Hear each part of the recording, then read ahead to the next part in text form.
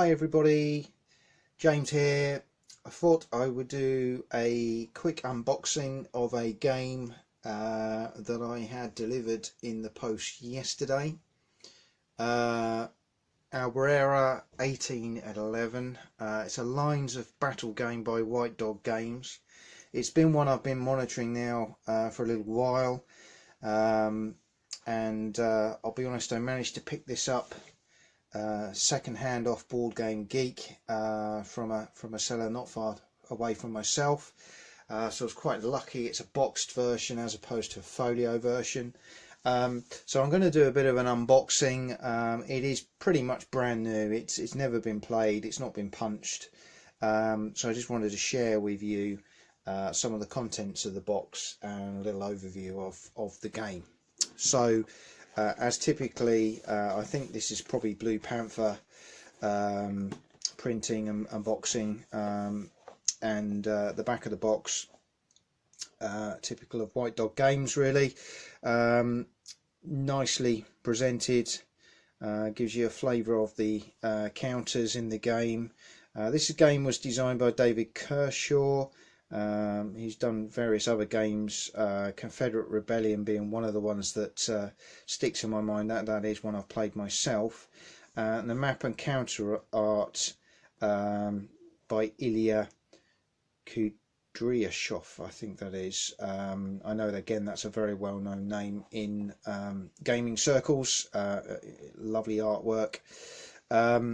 So this, obviously, the game recreates the Battle of Albuera 1811 in the Peninsular War, Napoleonic period. And the thing that attracted me to this was the fact that there were lots of different nations involved. So we've got the Spanish, the British, the Portuguese and the French.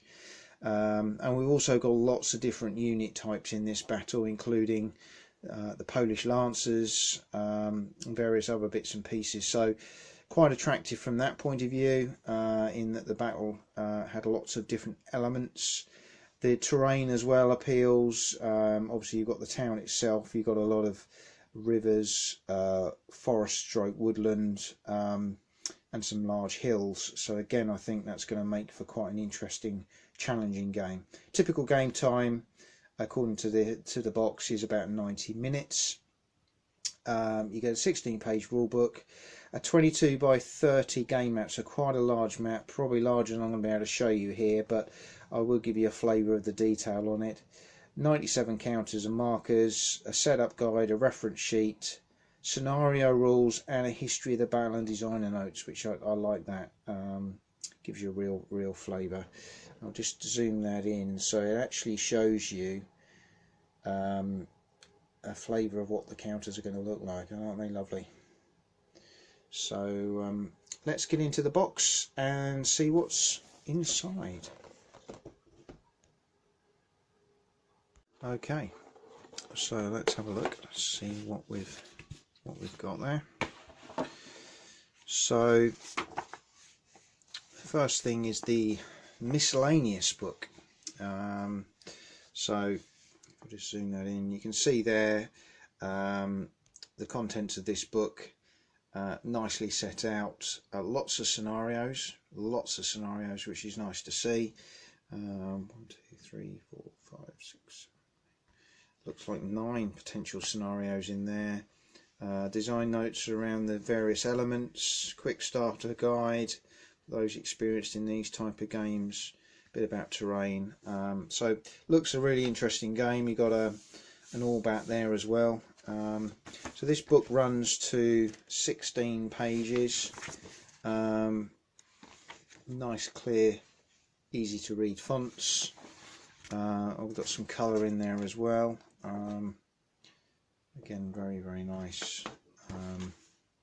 Extra book as opposed to rules specific, and some nice examples of play, various elements that you could come across. So, you know, combat and artillery. Yeah, it just looks like some interesting reading there, to be honest. I really like that in a game. I like to understand the designers' thought process in terms of how they came came up with the mechanisms in the game, and I like to understand a bit of the history to understand how to play the game in a lot of words. So that looks quite interesting. We've then got, looks like the rule book. Yep, so we've got a rule book here that looks like there's a player reference, quick reference sheet. Nice, it's 1 page, I think. Yeah, it's a very thick card, 1 page, so that's good. And again, very similar format. So these are the main rules that run to 16 pages, so not too bad at all. Some nice artwork in there. Again, looks very nicely set out. Very, you know, it's spaced very well. Okay, there's not huge amounts of colour in there, but there's enough to break it up. And again, some really nice examples using the counters. So again, looks quite interesting. Nicely produced. Enjoy reading that. And then we've got the counters. So again, typical of White Dog Games, Blue Panther type counter. You know, very nicely done. I'm just going to bring my blind up so you get a bit more light in here. Hopefully, I'll be a bit easier to see. So yeah, you've got your commanding officers there. You'll see you've got your various nationalities on the counters. Very nice artwork again. Initially looking at them, I thought they look quite small, but actually they're a good size, and I think, you know, the fonts and the graphics are very clear and easy to read and understand. So don't think that's going to be a major problem, particularly when looking at the numbers here, which I think are quite important in the game. They are much larger, much clearer, and the flags, you'll be able to identify units quite easily. The game markers, yeah, look a bit small, but again, very clear fonts and graphics on those. And there's no step sides either. So yeah, they look very good from that point of view. I don't know where the light's gone in this room all of a sudden, but yeah, look good. So this is the paper map. I'm just going to get that out and show you that in a bit more detail in a moment, and then we'll wrap up the video. Okay, so what I've done here is unraveled the map and put it under some plexi, just to give you a little bit of a flavour of the detail here. The plexi I'm using is not quite big enough for the map. I've got another bit, but I'll save that for when I play the game. I just wanted to be able to show you some of the close-ups of the map itself. So we've got the morale track and looks like timing for the turn track there. But in terms of some of the detail on the map, you can see how lovely the pictures of the woods and the streams, etc., are on there, the roads.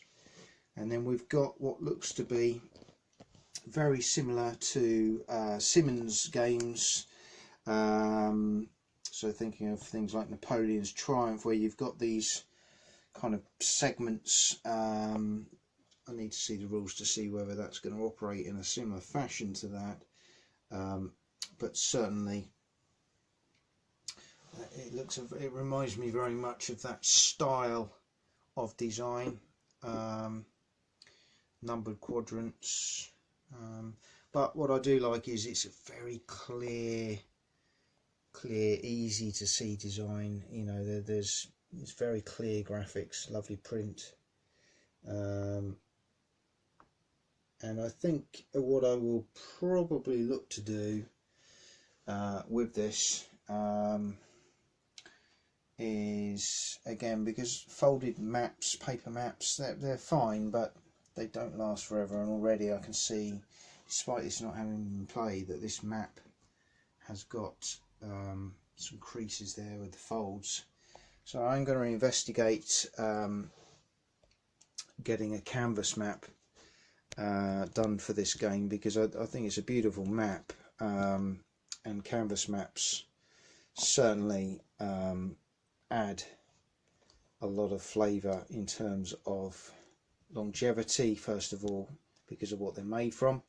They can take a lot more punishment in the box, but two, I think they're just nice. You haven't got to worry about using plexi, you haven't got to, you haven't got all that messing about every time, and it's always going to roll out flat, unlike paper. So although this is very thick,